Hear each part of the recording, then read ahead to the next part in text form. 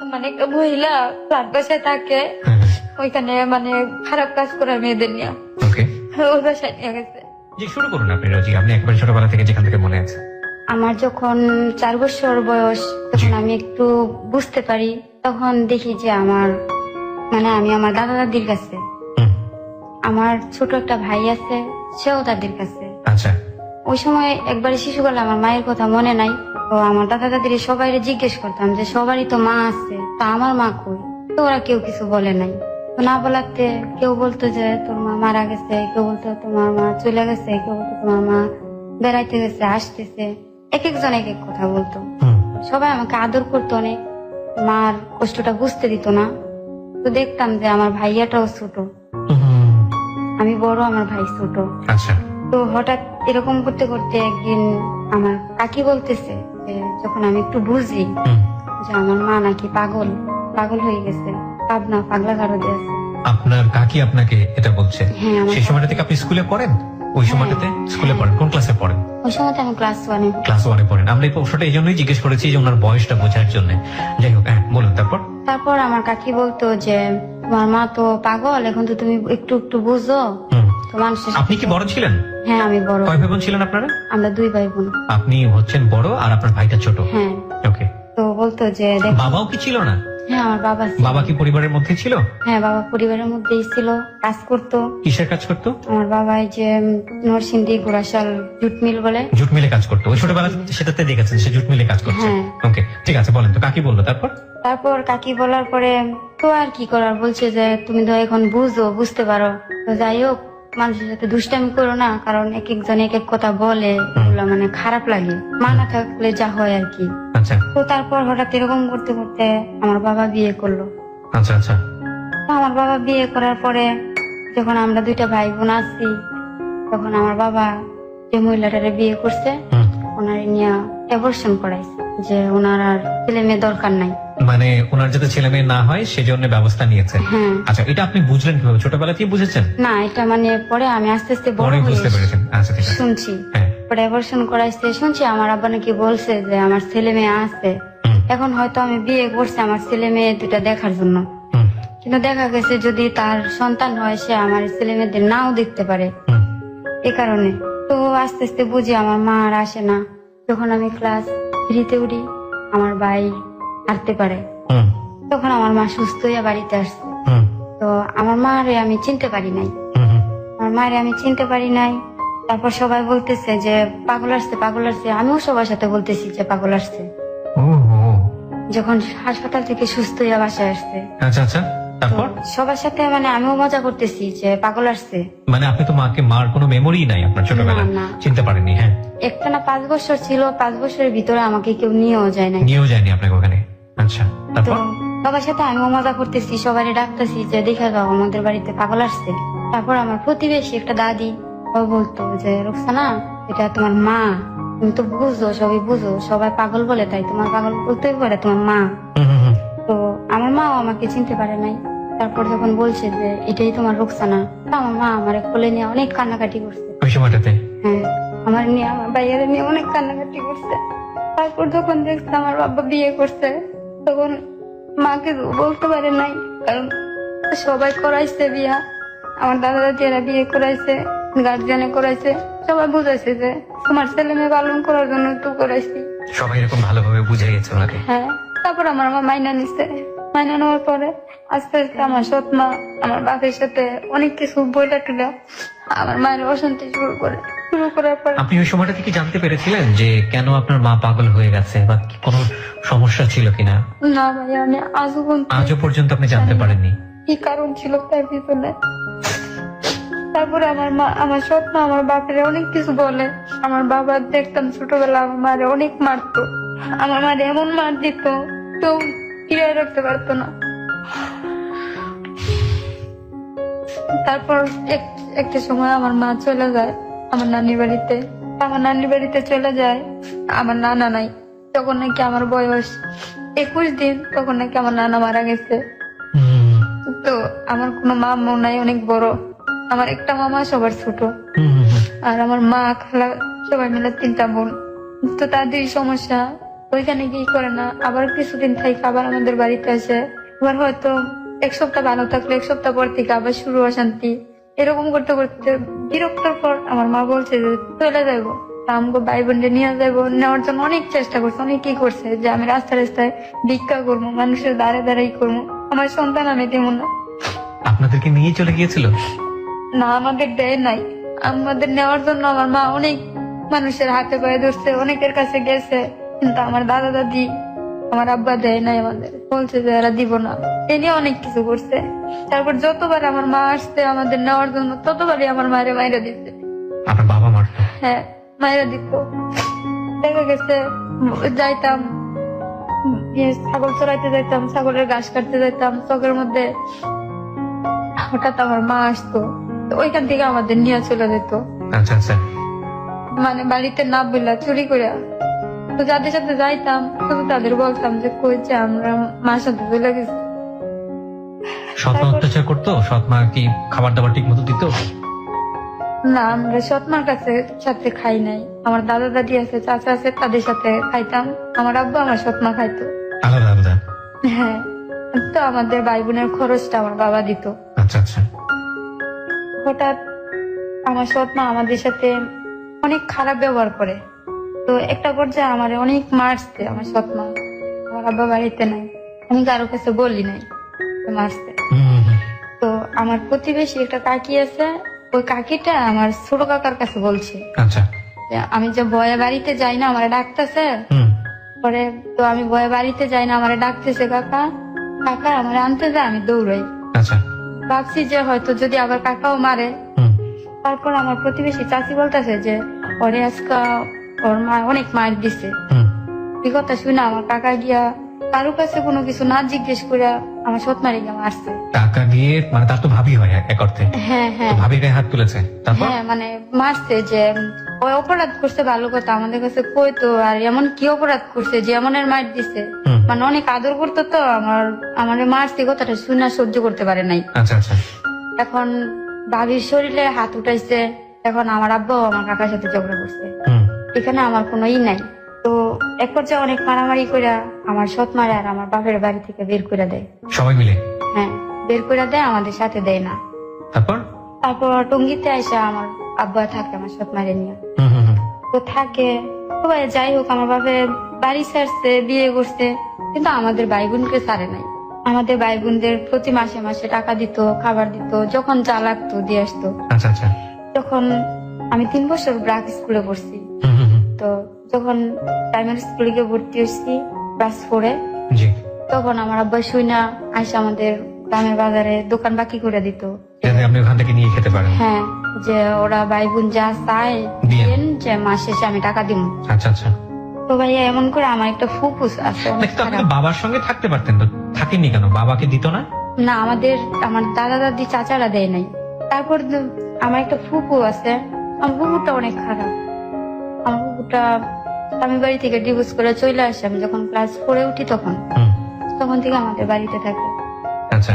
তো আমি ক্লাস 4-এ উঠার সময় প্রথমে তো আমার কাকারা সবাই অবিবাহিত ছিল। তো আমার 2টা কাকা বিয়ে করে। আচ্ছা। তো 2টা কাকা বিয়ে করে, আমার 2টা কাকি আসে, সবাই বলে যে আমাকে ভাই বোনের কথা, যে তাদের জন্য কোনো অযত্ন না হয়। তো যতদিন তাদের বাচ্চা কাচ্চা ছেলে মেয়ে হয় নাই, ততদিন আমাদের অনেকই করছে। যখন তাদের সংসার হয়েছে তখন থেকে দূরত্বটা বাইরে গেছে। তো আমার ফুপুটা যখন বাড়িতে চলে আসছে, তখন আমার আব্বা প্রতি মাসে আমাদের চাউলের বস্তা পাঠাইতো, বাজারে টাকা দিত, করতো।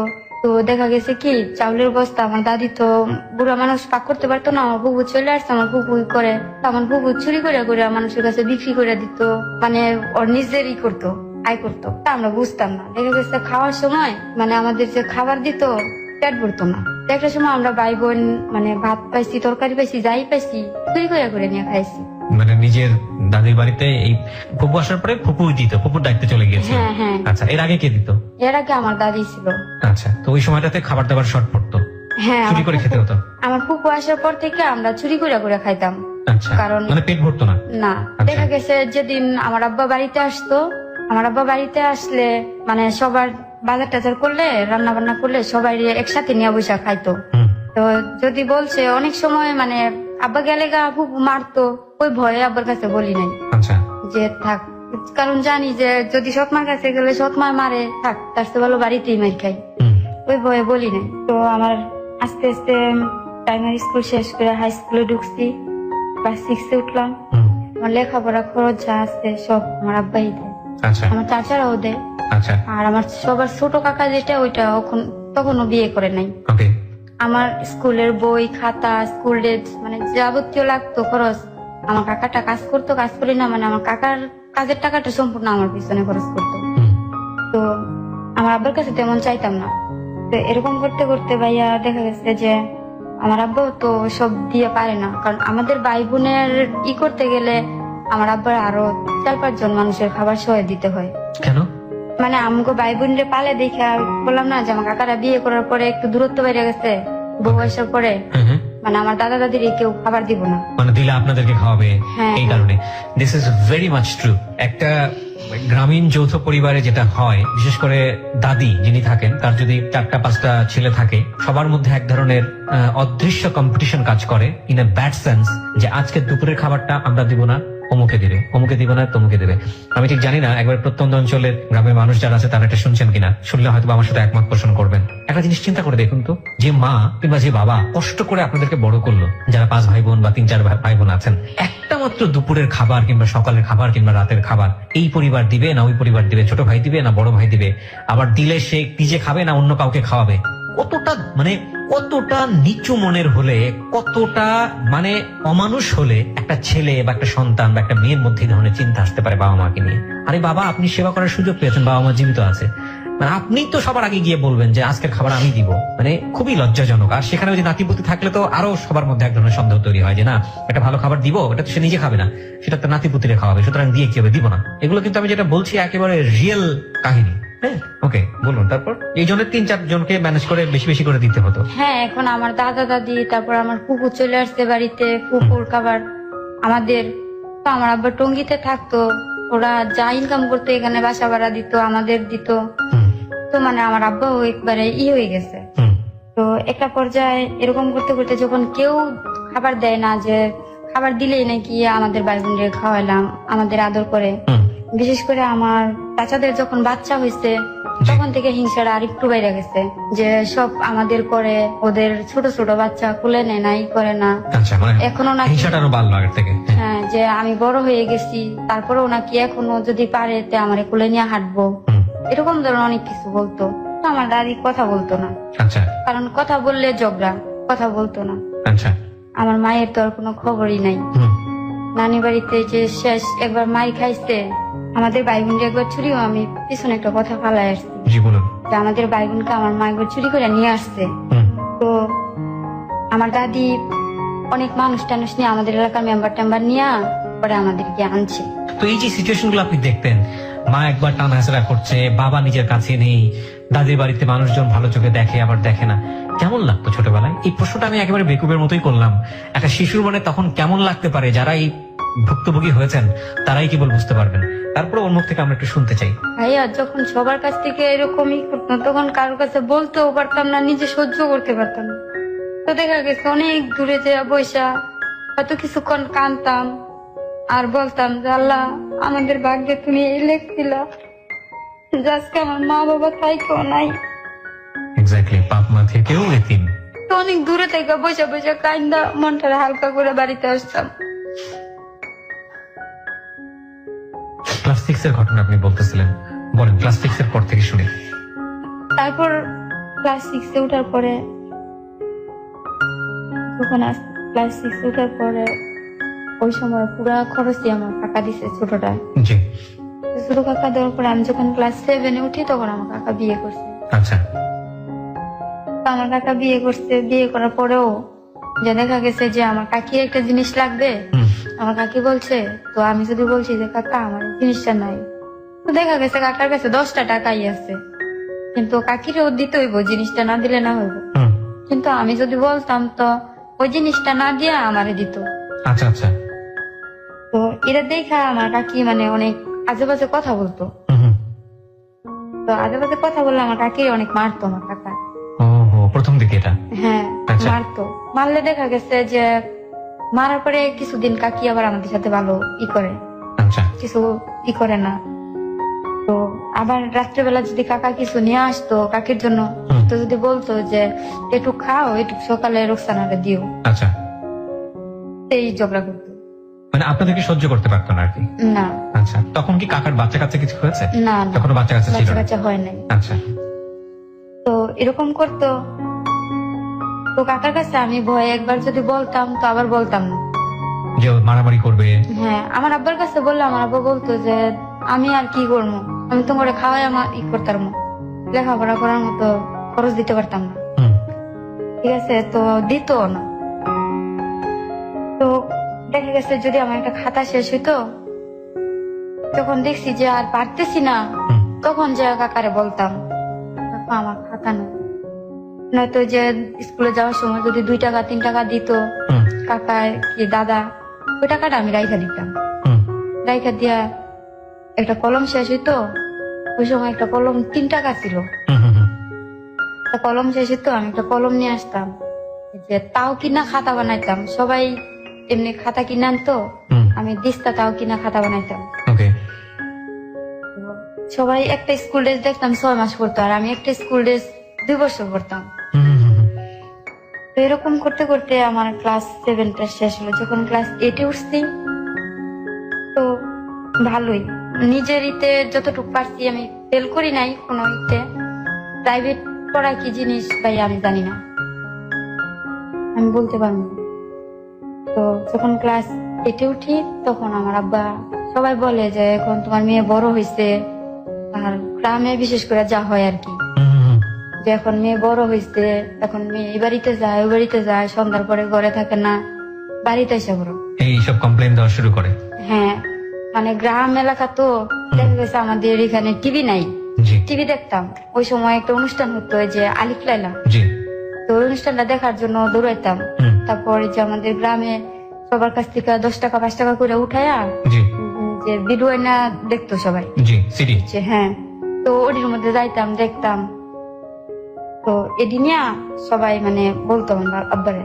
আচ্ছা, তো আমার আব্বা বলছে যে ঠিকই তো, যে যাই হোক আমার সন্তান। তো আমার আব্বা বাড়িতে এসে পড়ছে। আচ্ছা। আমার আব্বা বাড়িতে এসে পড়ছে, বাড়িতে আসার পরে মানে যখন- আপনাদের জন্য বাড়িতে চলে এসছে। হ্যাঁ, তো দেখা গেছে যে আমার আব্বা বাড়িতে আইসা, তো আমাদের গটর তো আগে সব গাঙ্গা টেঙ্গেলা ছিল, আবার গটর উঠাইছে ই করছে।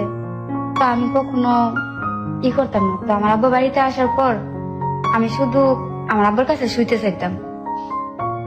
আচ্ছা, মানে সবাই আমার অনেক বকতো, অনেক বকাঝকা করতো, এমনকি আমার অনেক মারতো এটা নিয়ে, যে বাবার কাছে কেন যাস? যে আমি বড় হয়েছি, আমার লজ্জা নাই, এই নাই সেই নাই। This is very important thing. বাবার হাতে তো কখনো পানিনি। এবং যখন আপনি ক্লাস 7-এ পড়েন তখনকার ঘটনা এটা না? ক্লাস 7-8, ক্লাস 8-এ। ক্লাস 8-এর ঘটনা।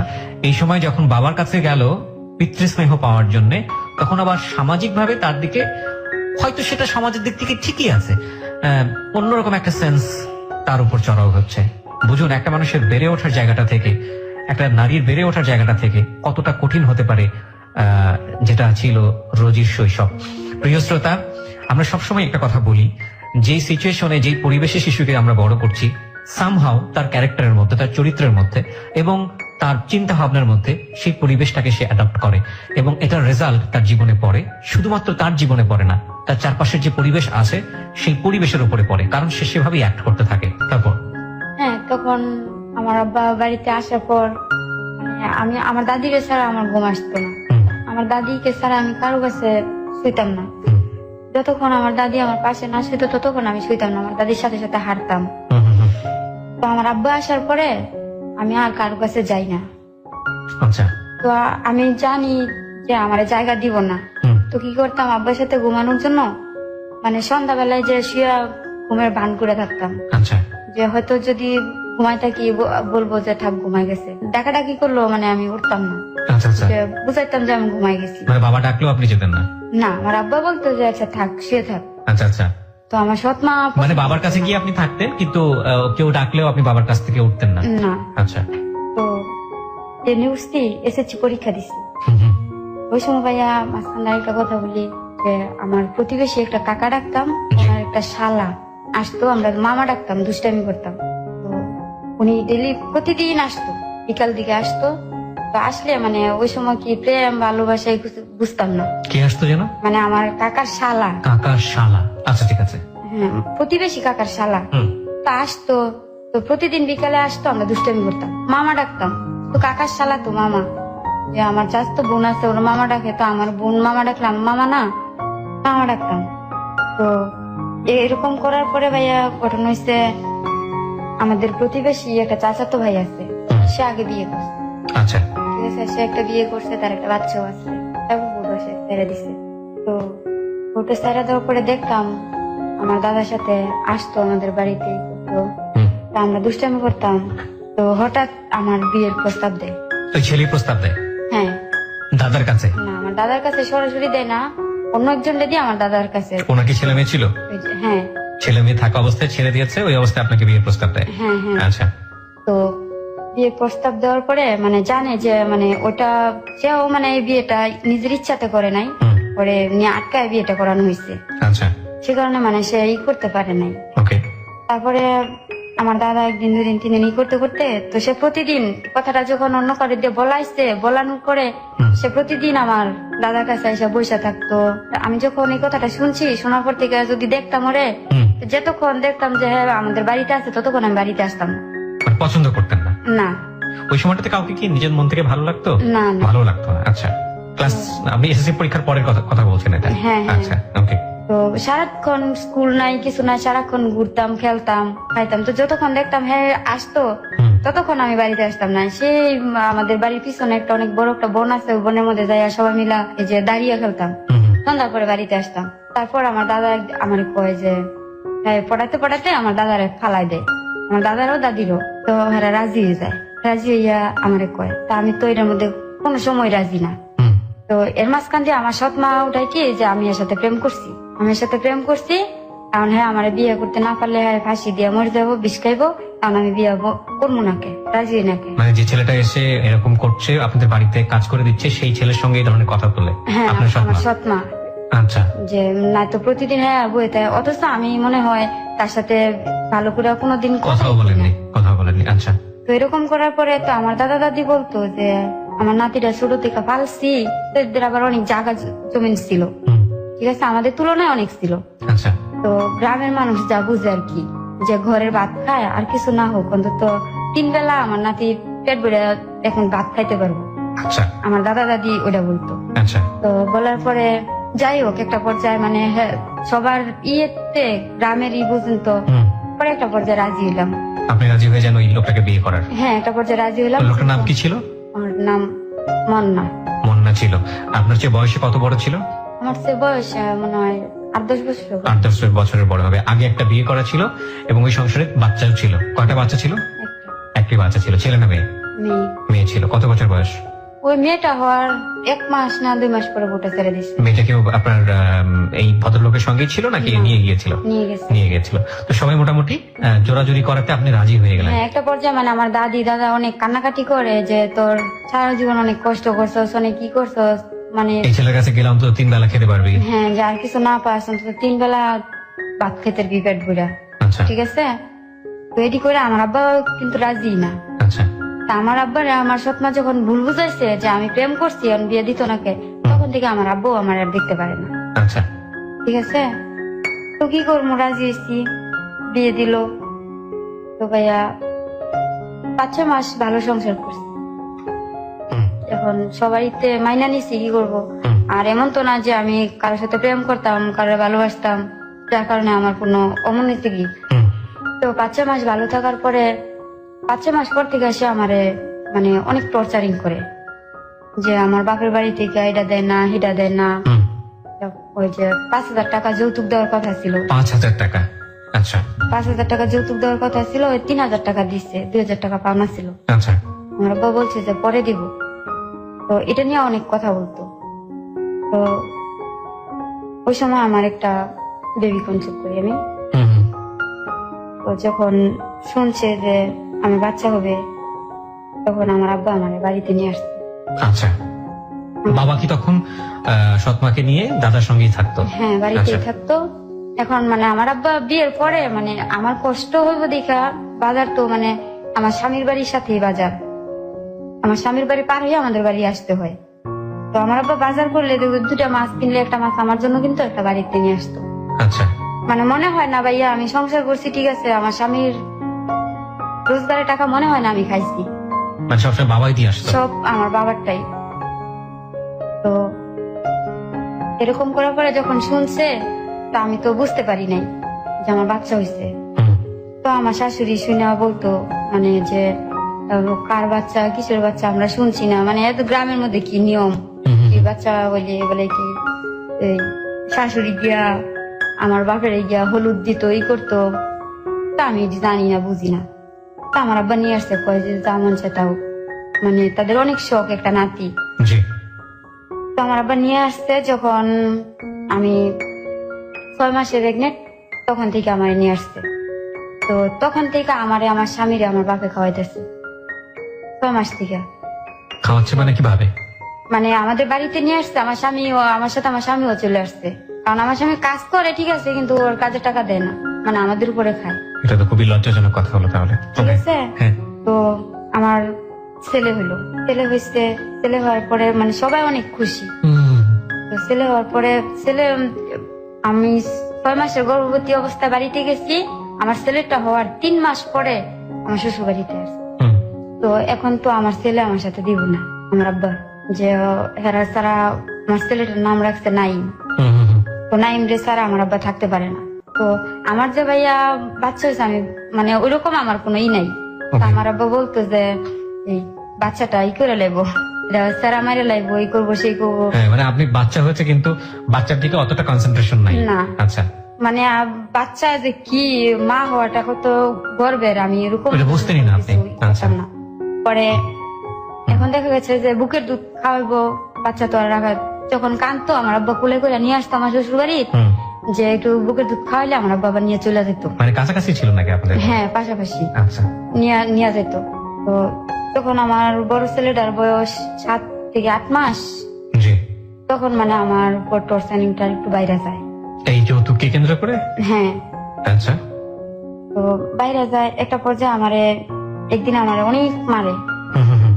আমার স্বামী, আমার শাশুড়ি আর আমার জাল, 3 জনে মিল্লা। তিনজনে মিলে গায়ে হাত তোলে?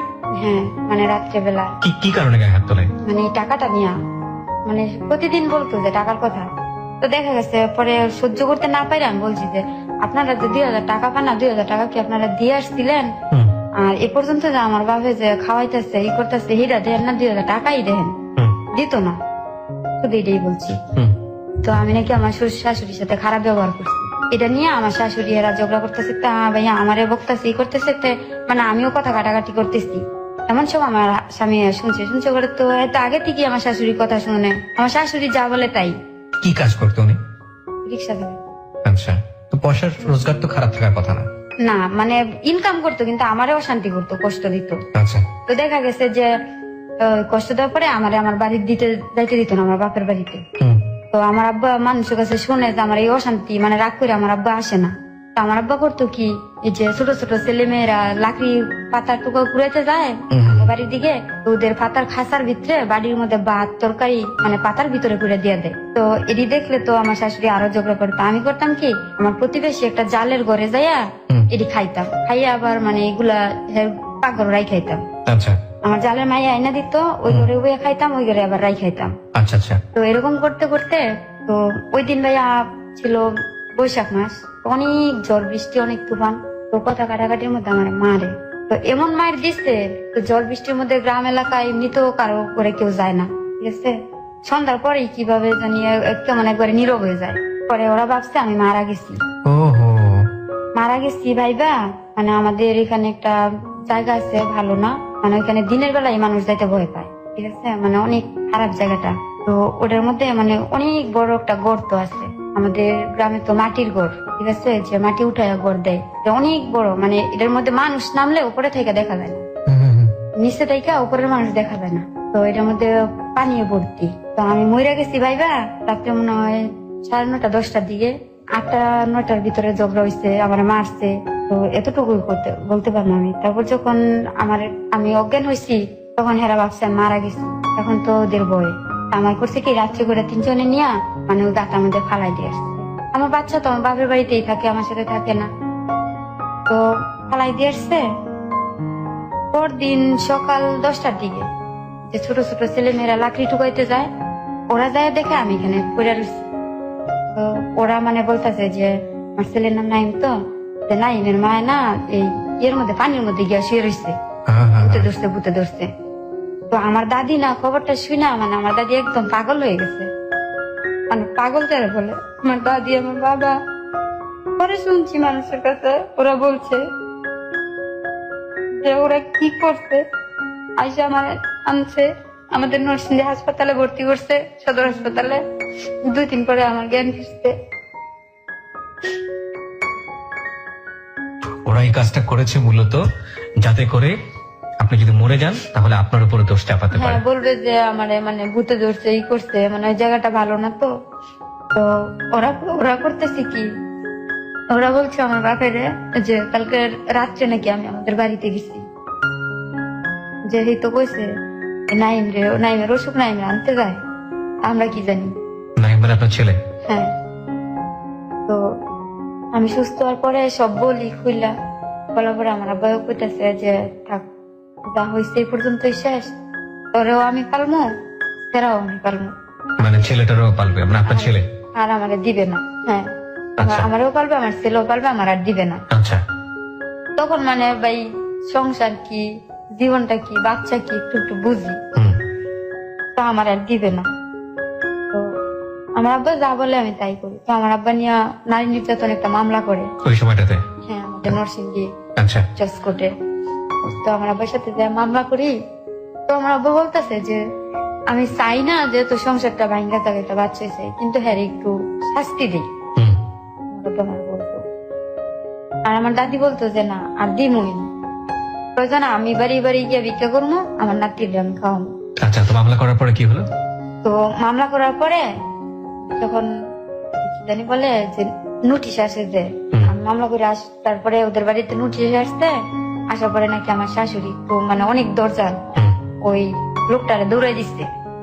মানে যে নোটিশ নিয়ে আসছে? হ্যাঁ, Okay. কিসের মামলা তো মানে না, এসে Okay. লোকটাই যাইয়া মানে কোর্টে যাইয়া বলছে। আচ্ছা। তো বলার পরে ভাইয়া আমি আর জানি না, আমার লাইফে আমি মানে কোর্ট মামলা দেখি নাই, করি নাই কখনো। তো গেছি, তো যখন মানে হাজরিয়া ডেট পালাইছে ওই দিন আমি, আমার দাদি, আমার আব্বা, আমার বাচ্চারা খুলে উঠে আসবো। তো বাজারে আমার আব্বা রিক্সা আনতে গেছে, আমরা দাঁড়াই গেছি। তো যে দোকানের সামনে দাঁড়াইছি ওই দোকানেই বসা ছিল আমার স্বামী।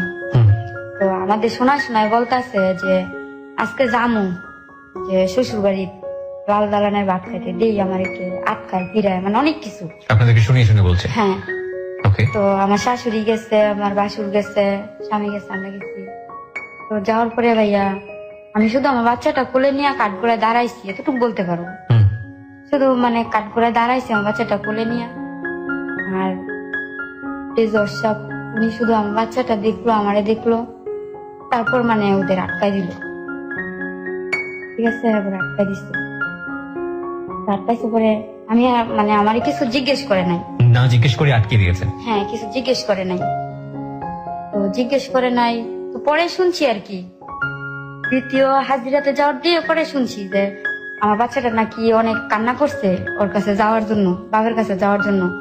ওই যে জজ সাহেব ছিল উনি নাকি দোতলায় ছিল, তারাই নাকি দেখছে যে ওর বাপে মানে বাদাম খাইতেছে আর অন্য 2-3টা মেয়ের সাথে হাসাহাসি করতেছে। আচ্ছা।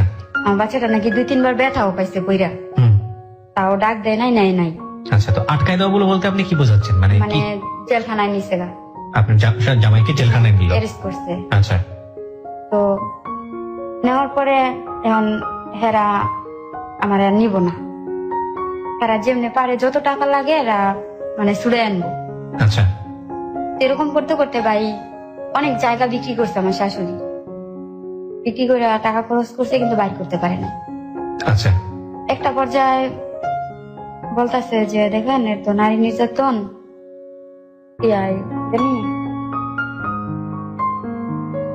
কি জানি মা ও শিশু মামলা না কি জানি মামলা। আচ্ছা, ঠিক আছে, হ্যাঁ, মামলার নাম না বললেও চলবে। হ্যাঁ, তো ওর বউ ছাড়া এই মামলাটা দাবি হইতো না, মানে আপনি গিয়ে যদি ছাড়াই নিয়ে আসেন তাহলে ছাড়াতে পারবেন, ওরা ছাড়তে পারবে না। নাতে পারবো না। আচ্ছা। তো আমার আব্বা বলছে যে ঠিক আছে পরে বার করে আনবো, কারণ আমার মায়ের নামে কও যে কতটুকু জায়গা লিখে দিত। তো আমার আব্বা বলতেছে হুম, কারণ এরা জায়গা লিখে দিব না, অথচ আমার আব্বা যতটুকু জায়গার কথা বলছে হুম, তার সাথে মানে 3 ডাবল জায়গা ওরা বিক্রি করছে। আচ্ছা। তো যখন এক পথে পারে না তখন আমার বাচ্চারা অনেক কান্দে, বাপের জন্য অনেক কান্নাকাটি করে। হুম, তো একদিন জেলখানায় যাই দেখার জন্য, ঠিক আছে, যাওয়ার পরে জেলখানার মধ্যে অনেক কান্নাকাটি করে। আচ্ছা।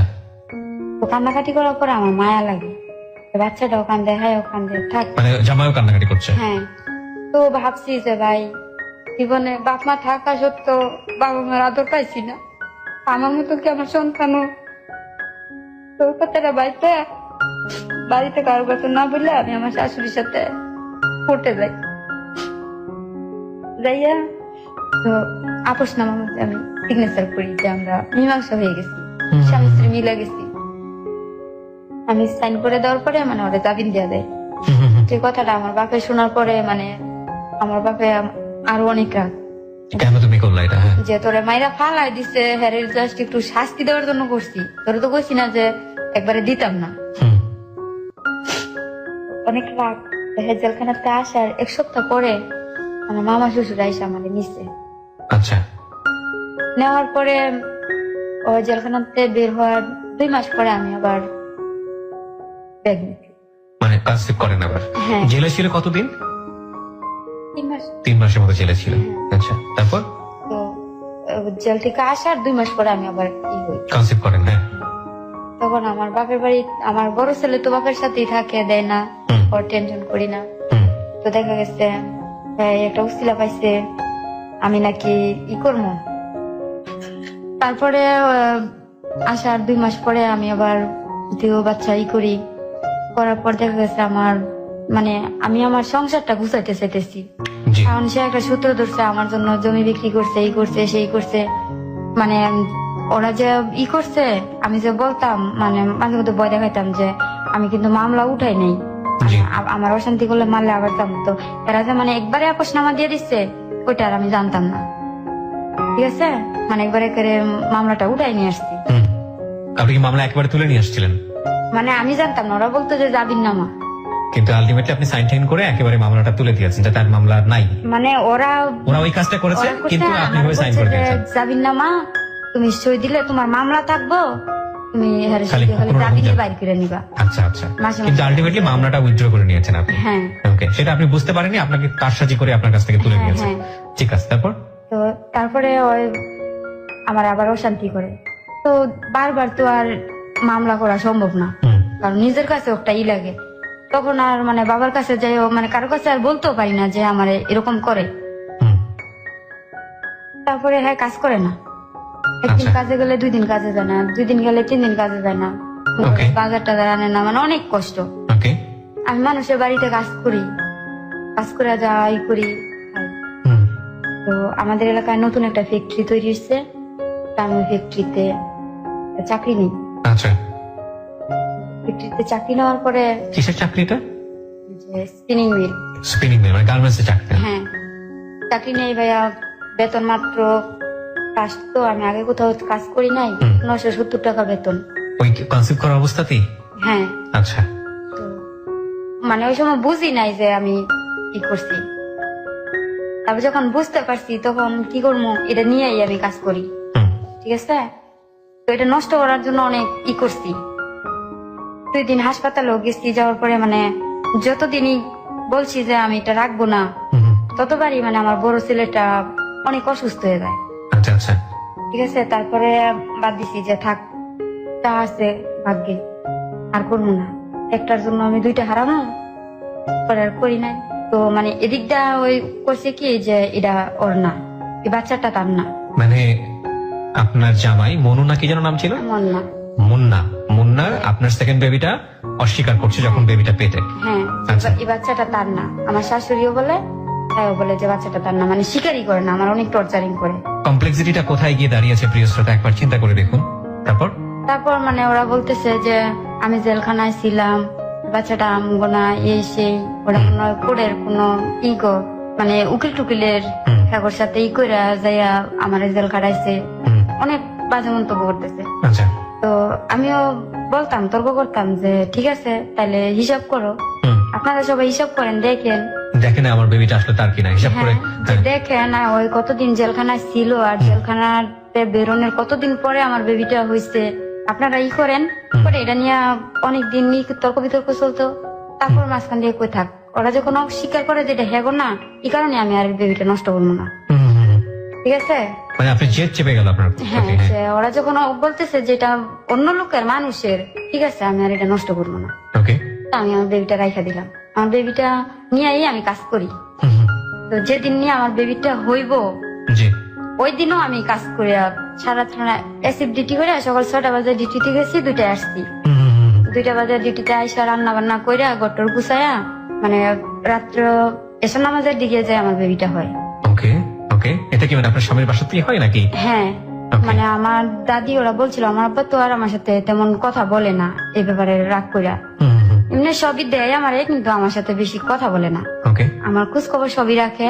তো ওরা আমার বাড়ি থেকে আমার দাদি রে করে সবাই বলছে আমার বাড়িতে নেওয়ার জন্য। জি। তা আমি রাগ করে যাই নাই, যে বলছে যে এটা হেগর না, ওকে, আমি বাড়ি যাবো না। ওকে। তা আমাদের ভাইয়া তেমন ঘর ছিল না, অনেক ভাঙ্গা একটা ঘর ছিল। হুম, হুম, হুম। তো সবাই বলতো যে এই ঘরে ডেলিভারি হলে কি হয় না হয়, কেমনে থাকবি। আমি বলছি যা হোক, তবু আমি এখানেই থাকবো। আমি এনেই থাকবো, যাবো না। ওকে। আমার শাশুড়ি অনেক বকাবাদ করতো আমারে, ঝগড়া দিত যে এই আমি যাইতাম না কি লেগে এসে। আমি বলছি যে আমার ইচ্ছা। আচ্ছা। তো একটা পর্যায়ে মানে ওরা আমার বাপের বাড়িতে বুঝতে পারে নাই যে আমি এই রাগ করে যাই না, হুম, হুম। ঠিক আছে। তো আমার দাদি বলতো যে তাইলে তোর যদি ডেলিভারি হয় তে আমরা কি প্রতিদিন দৌড়ে আইয়া তোর কাজ করে দিতে পারবো। হুম। তা আমি বলছি যে থাক, আমার কাজ আমিই করতে পারবো, ওকে। আমার কাজ আমিই করবো, তাও আমি যাইতাম না। আমার আব্বা ভাবছে যে মনে হয় আমার আব্বার সাথে রাগ করছি আমি। হুম, হুম। ক্লাস করতে আমার আব্বাও আসছিল আমার নেওয়ার জন্য, আমি যাই নাই। ওকে। তো আমার শাশুড়ি করছে কি যে আমি কেন আমার বাপের বাড়িতে যাই নাই। হুম, হুম। তো ওই দিন যেদিন আমার বেবিটা হইব, আমার বড় ছেলেটা আমার সাথে ছিল। জি। তো যখন আমার মানে অনেক প্রসব বেদনা, তখন আমার বড় ছেলেটারে বলছিলাম যে আব্বু আমার দাদিরে যে বলো যে মার নাকি অনেক পেট ব্যথা করতেছে, খারাপ লাগতেছে, আপনারে মা ডাকে। মানে আপনার হাজবেন্ডের কথা বলছেন আপনি? না, আমার ছেলেরে বলছি যে না, সেটাই তো। কাকে ডেকার কথা বলছেন? আমার শাশুড়ি রে। শাশুড়িকে? আচ্ছা। হ্যাঁ। তারপর? তো আমার ছেলেটা গেছে, হুম, যাওয়ার পরে তো বাচ্চা মানুষ তো হুম। রাত্র অন্ধকার, তো আমার ঘর থেকে শাশুড়ি ঘরটা একটু দূরে। জি। তা আমি আবার দরজার মধ্যে দাঁড়ায় রয়েছি, আচ্ছা। উকি দিয়ে রয়েছি যে ছেলেটা যাইতেছে। তা আমি শুনতেছি যে আমার ছেলেটা বলতেছে যে হুম। দাদি আমার মা না কানতাছে, পেট ব্যথা করতেছে, তোমার কইছে আইতা। ওকে। তো আমার শাশুড়ি আমার ছেলেটার উত্তর দিয়ে দিছে যে আচ্ছা তোর মায়ের যাইয়া কই, যদি তোর মার অনেক খারাপ লাগে তাহলে ডাক দিত। ওকে। এই কথাটা বলার পরে যে ভাবছি যে কিরে, উনি জানে আমার এরকম অবস্থা, হুম, হুম, হুম। তারপর এটা সময়, তো এরকম একটা উত্তর দেওয়াটা টানের হয়েছে। হুম। রাগ করে আমার ছেলেরা মানে এদিকে হচ্ছে ব্যথা যন্ত্রণা, জি। ওদিকে আমার শাশুড়ির উপর রাগ করে আমার ছেলেরা অনেক বকাবাকি করতেছে। ওকে। তো মানে আমার শাশুড়ি এই কথাটা শরীরের মধ্যে অনেক মানে আমার ছেলেরে মাইরা যে রাগটা করছে। ওকে। তো মানে একজনের রাগ আপনি আরেকজনের উপর ঝেড়েছেন আর কি? হ্যাঁ, তো আমার ছেলেটা ঘুমায় গেছে, আমি তো ব্যথায় ছটফট করতেছি। তো এমন একটা মানুষ নাই যে আমি আমার বাড়িতে একটা খবর দিব, হুম। মানে এই যে কান্না করতেছি আসে না, কেউ আসে না। তো না আসাতে হঠাৎ আল্লাহর অসীম রহমত, মনে করেন আমার বাচ্চাটা খালি করেই হইলো, হুম, হুম, হুম। ঘরে কেউ না, আমি একাই। তো এখন তো আর আমি কিছু করতে পারি না। হুম। পরে আমার জালের একটা নাতি আছে, ও যাইতে দিছিল আমার দরজার সামনে দিয়া। জি। পরে ওরে ডাইকে আমি বলছি যে মানে আমার জেডাই রে, হুম। যে আমার দেবরের নাম কালু, তো জি। পরে আমি কইছি যে কালুর মারে গিয়া কবি যে নাইমের মা ডাহে। ওকে। পরে বলার পর আমার জেডাই দূরে আসছে, আইসা মানে আমারে বকতাছে হুম। যে তোমার এই অবস্থা, তুমি আমার একটা খবর দিতা, আমার একটা ডাক দিতা। পরে মানে তানের কইলাম আর কি, এমনি তানের অনেক মায়া, আচ্ছা। মানে ঝগড়া করে সময় অনেক করবো, কিন্তু কারো বিপদের সময় উনি আর করে না। আচ্ছা। পরে যা করে আর উনি সব করছে। তারপরে আমার শাশুড়ি আসছে, পরে মানে বাচ্চাটা সব দোয়া মুসা টুসা করছে, পরে আমার শাশুড়ি আসছে। হুম, হুম, হুম। আসার পরে মানে আমার শাশুড়ি, আমি আর কথা বলি নাই, না আসতে ভালো কথা, কি হয়েছে আমার শাশুড়ি বলতেছে যে সেরা হয়েছে। আমার শাশুড়ি দেখছে গেছে, দেখে চলে গেছে। হ্যাঁ। চলে যাওয়ার পরে হুম। তো আমার ওর বাকে আসছে বাজার থেকে, আসার পরে এখন দেখছে, কারণ আমার বাড়িতে যে খবর করছে, হুম। তো আমার বাড়ি থেকে সবাই আসছে দূরে রাত্রে। আসার পরে এখন আমার শাশুড়ি ঝগড়া করতেছে মিষ্টি খাওয়াইতো আমার বাপের। আচ্ছা। তো তো আমার বাপের যে কথাটা মনে রাখবো আমি জানতাম না। আমি ভাবছিলাম যে রাগটা মনে হয় আমার ভিতরেই আছে, যে বলছে বাচ্চাটা হে করবো না। তা আমার আব্বা তো ঝগড়া করছে যে আপনার নাতি হইতো তাইলে আপনাদের মিষ্টি খাওয়াইতাম, এটা তো মানুষের। মানে এটা আসলে ওই ওনাদেরকে ঠ্যাস দেয়া কথা যেটাকে বলে, মানে হ্যাঁ, হ্যাঁ। এক ধরনের ইয়ে করেন হ্যাঁ, শিক্ষা মানে দেওয়ার জন্য। আমি ভাবছিলাম যে মনে হয় রাগটা আমার ভিতরেই আছে। আমার আব্বা যে রাগটা মনে রাখছে বুঝতে পারি না। আচ্ছা। তো আমার শাশুড়ি আমার আব্বার সাথে ঝগড়া করছে, মিষ্টি ছাড়া কে আইছে, হুম, নাতি হয়েছে মিষ্টি নিয়ে আইছে না কে। হুম, তা আমার আব্বা আমার শাশুড়ি বলছে যে আপনার নাতি হইতো তাহলে মিষ্টি নিয়ে আইতাম, হুম। এটা তো মানুষের, এই জায়গায় কই মিষ্টি খাওয়াবো। আমি তো আরো আসছি যে না আপনারা আমার মাইয়ারই আমার গলায় ঝুলাই দেন, ওকে। তো এইখানে আবার মিষ্টি কোথায়, তেরে নিয়ে চলে গেছে। তা আমার শাশুড়ি আমার বাবার সাথে ঝগড়া করছে। তো ঝগড়া করছে পরে এক পর্যায়ে আমার বাবা বলছে কয় কে আপনি নিজেই তো স্বীকার কইছেন আমার মায়ের মারছেন, অশান্তি করছেন, হুম। কম করছেন মায়ের ঘুরতে, এখনো তো স্বীকার করেন না। আচ্ছা। তো এ পর্যায়ে গেল, যাওয়ার পরে বাচ্চাটা আস্তে আস্তে বড় হইলো, ওর নাম রাখা হইলো নাদিম। হুম। তো আমি আবার কাজ করি, আমি চাকরিটা ছাড়ি নাই। আচ্ছা। তো তখন আমার ডেলিভারি হয়, 1 মাসের জন্য ছুটি আনছি। আচ্ছা। স্যার আমার ছুটি দিচ্ছে, বেতন দেয় নাই কিন্তু চাকরিটা রাখছে। হুম, হুম, তো 1 মাস পর থেকে বাচ্চাটা মানে তখন তো আর নাইট ডিউটি করতে পারি না, জি। তখন আমি স্যারের কাছে বইলা আমি সকাল 8টায় যাই, রাত্রে 8টায় চলে আসি, ওকে। 12 ঘন্টা ডিউটি করি, যে রাত্রে বাচ্চাটা নিয়ে থাকতে হবে। তো এই অবস্থায় চাকরি করতে থাকি, সারাদিন বাচ্চাটা আমার দাদি রাখে, হুম, হুম, হুম। সারাদিন আমার দাদি রাখে, আমি ডিউটি থেকে আইসা তো রাত্রে যাই বাচ্চা নিয়ে আসি, আচ্ছা। আবার সকালবেলা 8টা বাজে যাওয়ার সময় যাই আমার দাদির কাছে দিয়ে আসি। আচ্ছা। সারাদিন যে গরুর দুধ টুধ খাওয়ায় আগলাটা। হুম। তো এইভাবে আমার বাচ্চা বড় হয়, আমি কাজ করি, কাজ করতে করতে ভাই আমি আবার আমার বেবি হয়। অনেকটা কনসেপ্ট করেন আপনি। হ্যাঁ। কিন্তু কোনো ধরনের ফ্যামিলি প্ল্যানিং ছিল না আপনাদের? মানে বলছি না যে ওরকমের কোন মানে সংসারের অশান্তি মানে আমার ছিল না। আপনার দিকে কোনো কনসেন্ট্রেশনই ছিল না? না, আচ্ছা, ঠিক আছে, বলুন। অনেক টেনশনে যে কি করবো। তো সবাই বলে যে অল্প হলেও তো লেখাপড়া করছো, এটা কি? তো আমি কইছি যে লেখাপড়া করছি ঠিক আছে, কিন্তু আমার তো সব দিকেরই তো আমার মাথার নাই। হুম। তো যাই হোক আমার বাচ্চা হইলো। 3 নম্বর বাচ্চাটা হলো? হ্যাঁ, আমার 3 নম্বর বাচ্চাটা হয়েছে, 3 নম্বরটা ছেলে। আচ্ছা, 3টা ছেলে? হ্যাঁ, 3টা ছেলে। তো মেজর ছেলেটা হওয়ার পরে ওর বাপে মেজর ছেলেটা হওয়ার 6-7 মাস পরে ভালো হয়ে গেছে, মানে আমার সাথে আর খারাপ ব্যবহার করে না, আচ্ছা। মানে কাজ করে ভালো মতো। হুম। তো দেখা গেছে ওই ভালো হওয়ার পরে বাজার টাজার করে কাজ করে, এমন যাই কাজ করে আমার কাছে আইনা দেয়। হুম। তো জমায়া আমরা একটু মানে আমাদের অবস্থাটা একটু ভালো হয়েছে। জি। তখন মানে থাকার মতো একটা ঘরও ছিল না। আচ্ছা। তো আমি চাকরি করে কিছু রাখছি, ওর বাপের রেন্টে জমাইছি, তারপর আমাদের গ্রামে যে সমিতি করে হুম। ব্যাংক থেকে লোন উঠায়, হুম। এভাবে লোন টোন উঠায়া অনেক বড় করে একটা ঘর দিচ্ছে, আচ্ছা। যে অন্তত আমার ছেলেরা তো ঘরে থাকতে পারবো ঝড় বৃষ্টির মধ্যে। জি। অনেক বড় একটা ঘর দিচ্ছি। তো ঘরে টিভি আনছি, সবই করছি। তো আমার বাসুরে জায়গা বিক্রি করবো, তো আমার বাসুরে জায়গা বিক্রি করবো, এখন আমার তো শ্বশুর নাই, তো সবার লাগে, ওরা নাকি পাইছে কই থেকে জায়গা। জি। তো আমার যারা 4 ভাই, তো 4 ভাইয়া 25,000 করে টাকা পাইছে। আচ্ছা। তো 25,000 করে টাকা পাওয়ার পরে ওর বাপের আমি বলছি যে দেখো এই টাকাটা দিয়া হয়তো আমরা একটা ক্ষেত রাখি, মানে আমাদের যেটা হাজার রাখে গ্রামে, জি। যে একটা ক্ষেতের উপরে দিয়া তুই না তো অন্য একটা কাজ করি। আচ্ছা। ওর বাপে দোকান দিব, বাজারে দোকান দিব। হুম। তো আমার আব্বা বলতো যে দেখ এমনিতে তো তোর অশান্তি, এমনি অশান্তি, এখন যদি দোকানটা দেয় তো দেখা গেছে রাত্রে 12টা 1টা আইব, জি। তুই এক সাইডে, তোর উপরে আরো জানি কত কি কথা উড়ায়, ঠিক আছে? তো ওরা অনেক বুঝানোর পর দোকান দিবই। হুম। তো এর মাঝখান থেকে আমি আবার 30,000 টাকা উঠাইছি আচ্ছা।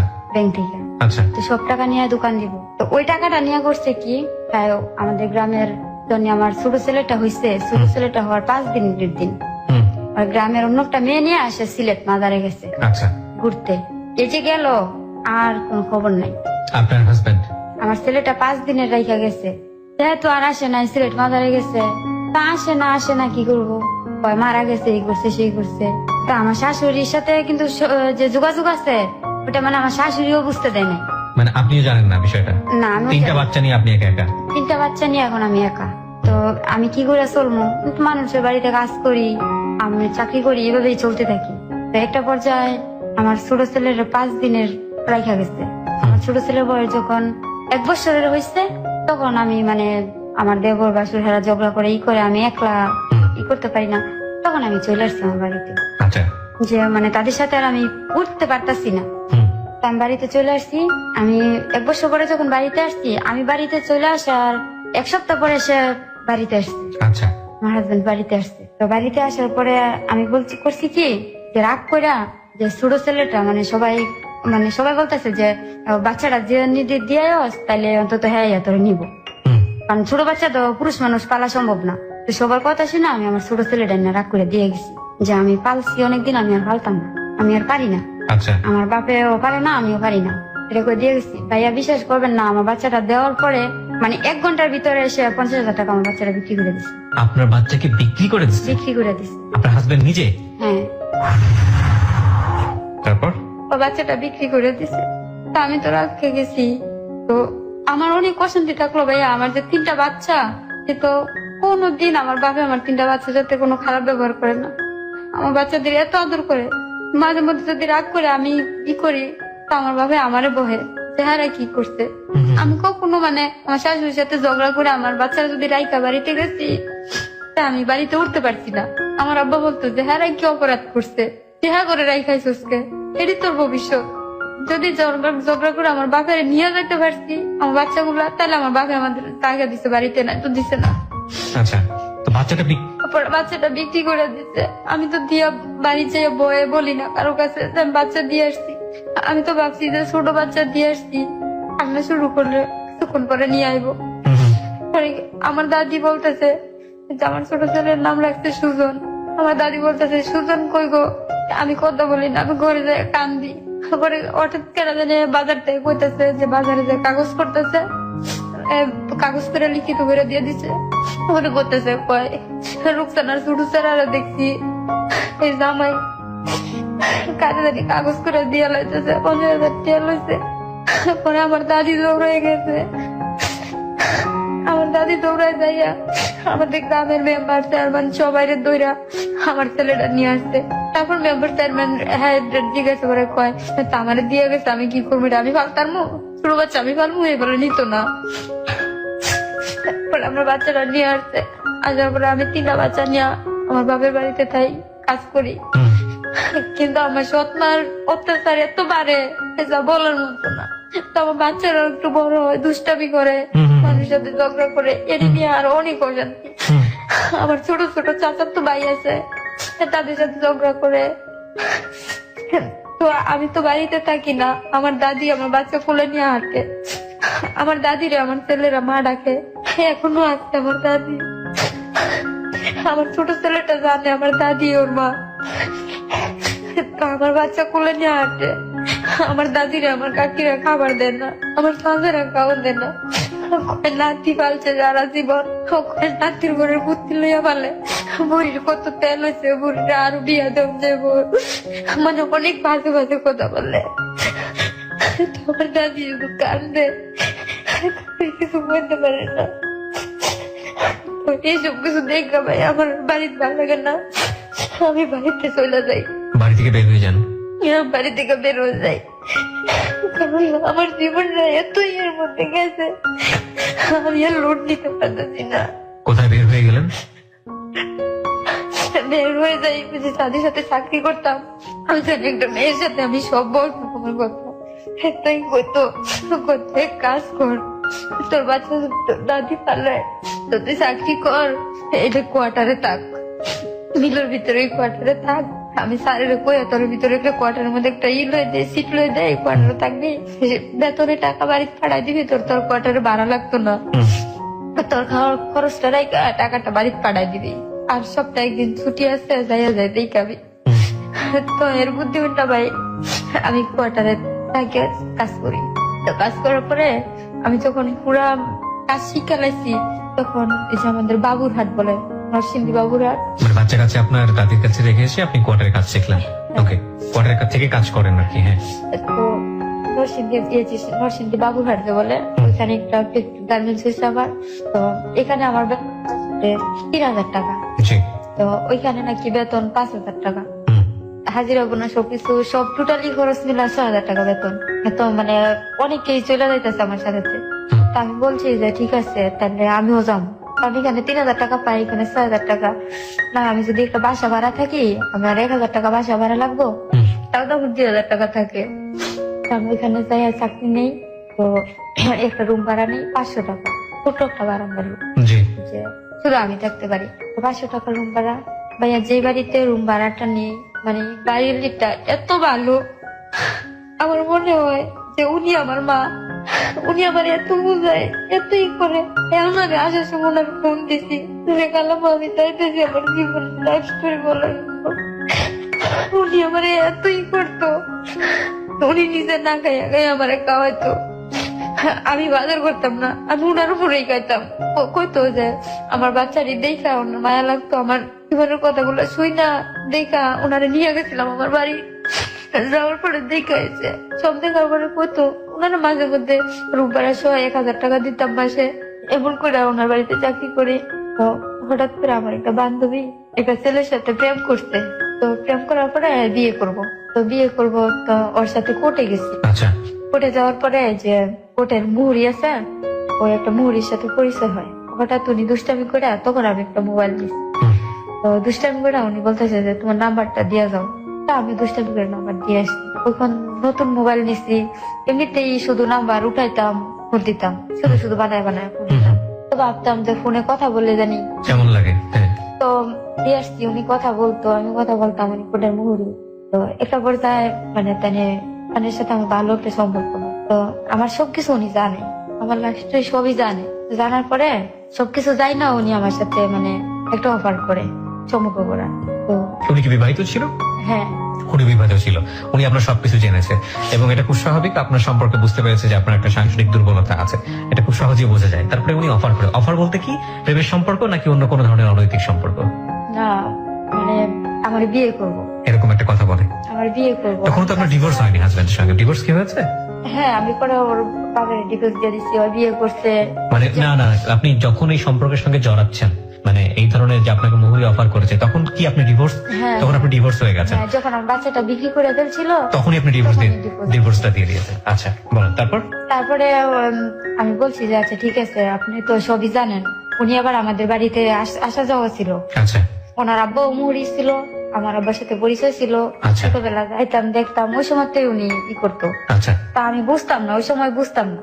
তো যখন ফোন নাম্বারটা দেওয়া আসার পরে উনি বলতো যে এই ছোটবেলা তুই ই করতেছিস, আমার নেদে করে করতো যে তুই তো আমার পাত্তাই দেস না, ই করিস না, সেই না। তো মানে অনেক কিছু করার পরে আমি কইতাম ওই ছেলেটার নাম জুয়েল। হুম। তো বলতাম যে জুয়েল ভাই, আপনি তো আমার সবই জানেন, আমার যেমন না যে আপনি কিছু জানেন না, আমাদের বাড়ির যা নায়েন সবই জানেন। পরে কইছে যে সমস্যা কি, তুই চাকরি করবি, তোর খরচ যা আছে আমি দিমু, তুই চাকরি করবি, চাকরি করে তোর চাকরির টাকা তোর ছেলে পালবি।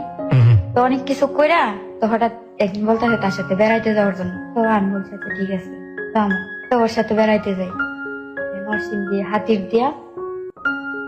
পরে শুনতে পারছি যে ওর মামা না, বলছে যে ওর মামার বাড়িতে। হুম। পরে শুনছি যে ওই যে সে তো মুহুরি মানে আসে মামলার জন্য, ওর সাথে ওই পরিচয়।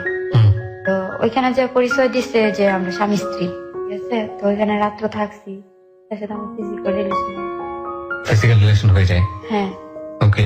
তারপর ওইখান থেকে আসার পরে ওনার সাথে আর আমার যোগাযোগ নাই। তো মানে যোগাযোগ নাই বলতে? মানে ওইখান থেকে আসার পরে আমার আর ফোন টোন দেয় না, আমি ফোন দিলে আর ধরে না। মানে এই সম্পর্কটা হওয়ার পরে আর ফোন দিলে ধরে না? না। আচ্ছা, তো মুহুরি কি বিবাহিত ছিল ওই সময়? হ্যাঁ, ও বিবাহিত তো কি বলছিল আপনাকে বিয়ে করবে, কিভাবে বিবাহ করবে, আগের বউটাকে ডিভোর্স দিয়ে বা এরকম কোনো কিছু? না, ওটা বলছে না, বলছে দেখাইছে মানে আমাদের আর্থিক অবস্থাই, ওদের আর্থিক অবস্থা ভালো। হুম। তো দুটো বউ সে চালাতে পারবে এরকম? নরসিংদীর ভিতরে 2টা বাড়ি আছে, 5তলা, মানে সব দিক দিয়েই ভালো। আচ্ছা। ঠিক আছে। তা আমি স্বীকার করতাম না যে দেখেন এটা কোনোদিন সম্ভব না। হুম। আর আমার 3টা বাচ্চা, আমার 3টা বাচ্চা, এটা আপনি নিজে জানেন, নিজে দেখছেন, এটা সম্ভব না। পরে তাহলে অনেক কিছু বুঝাই টুজাইয়া পরে আচ্ছা ঠিক আছে, তো লোক ফোনে কথা বললে এতো না, তা আমরা এক জায়গাতে বেড়াই গা, পরে এখানে যে কথা বলবো।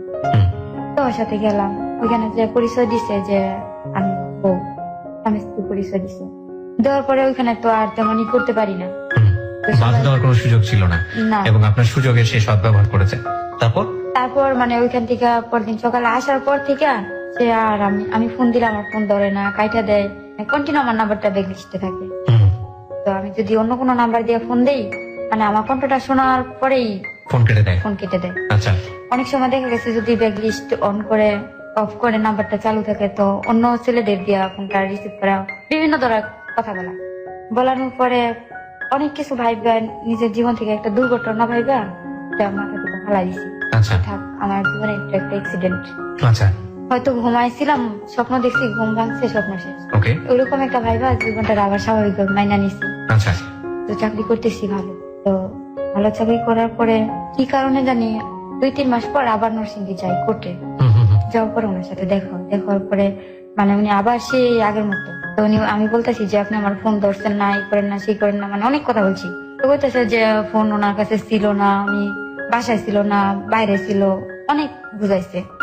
তারপর বোঝানোর পরে মানে আমিও বিশ্বাস করছি, ঠিক আছে, আমিও বিশ্বাস করছি। আপনি আবারও বিশ্বাস করলেন তাকে?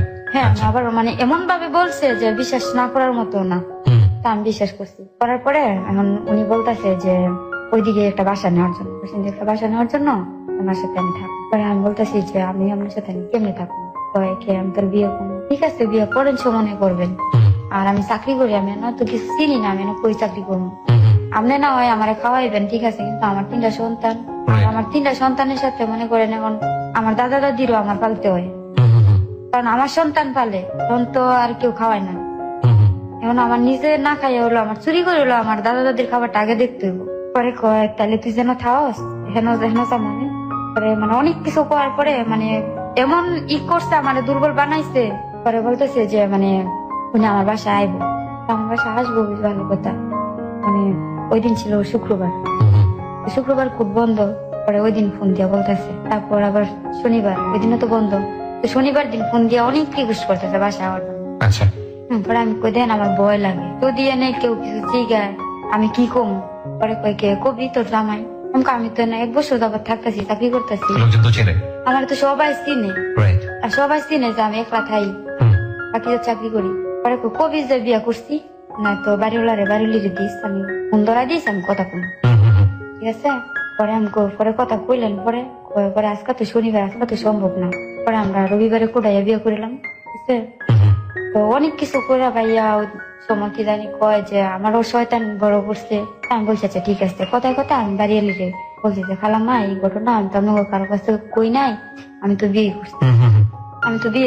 মানে যে খালাম্মা আপনাকে বেশি আদর করে, এখনো আদর করে, হ্যাঁ তাকে বললেন যে আমি তো বিয়ে করছি, আচ্ছা, যাতে ওর আসা যাওয়াটা খুব ইজি করা যায় বাসার মধ্যে। হ্যাঁ, মানে উনি তো বলছে যে আজকে শনিবার, আজকে আইবো, আমি তো জানি না যে উনি বাসায় এসে থাকবো, উনি বাসায় আসবো, চলে যাইবো, রবিবারে বিয়ে করবো, তারপর সে বাসায় আসবো।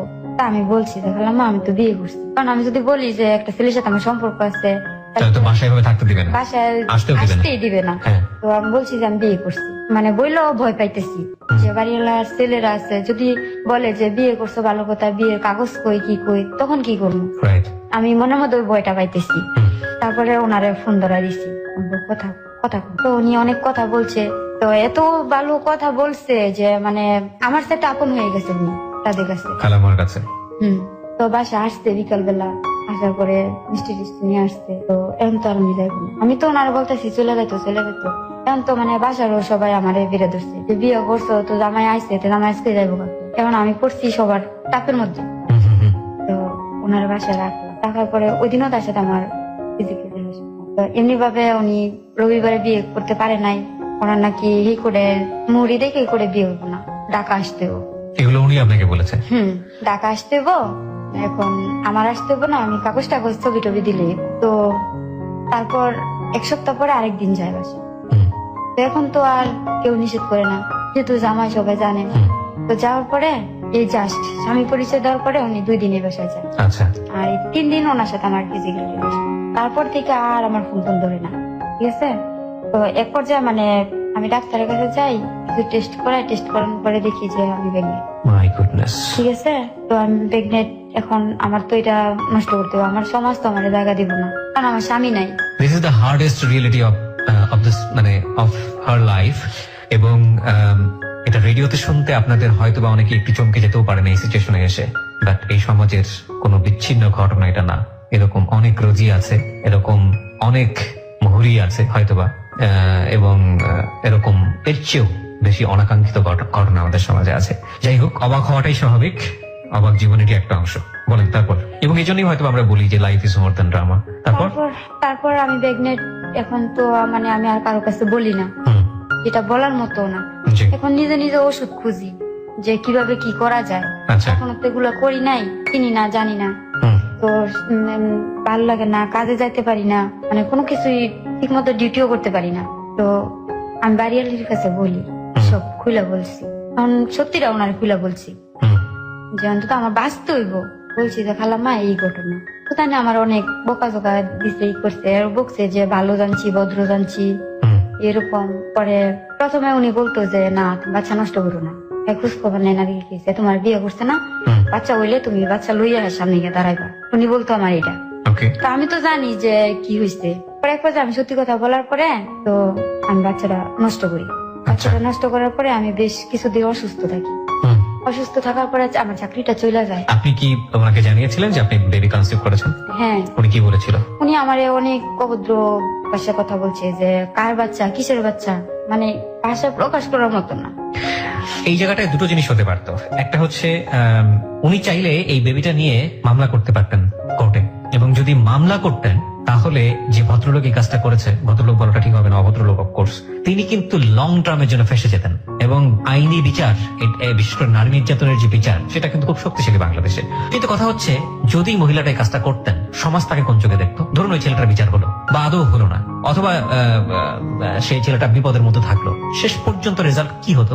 সামাজিকতার দৃষ্টিকোণ থেকে মেয়েটার কি হতো? মেয়েটার দিকে সবাই কি দৃষ্টিতে তাকাতো? আর ওই ছেলেটা যদি দুনিয়াতে আসতো, ওই ছেলের জীবনটা কি হতো, কিংবা বেবিটার জীবন কি হতো? এই প্রশ্নগুলোর সমাধান আমাদেরকে কি আইন দিতে পারবে? এই প্রশ্নগুলোর সমাধান তো সামাজিক ভাবেই করতে হবে। সামাজিকতার জায়গা থেকে আপনি কি পারবো ওই বেবিটার দিকে খুব সহজভাবে তাকাতে, কিংবা এই মহিলার দিকে খুব সহজভাবে তাকাতে? সেই বোধ কি আমার মধ্যে আইন বা নিয়ম কানুন জন্মগ্রহণ করিয়ে দেবে? This is really impossible. সমাজের এই জায়গাটায় পরিবর্তন হওয়াটা খুব জরুরি। এবং আমরা প্রথমত চাই না এরকম অনৈতিক ঘটনার জন্ম হোক।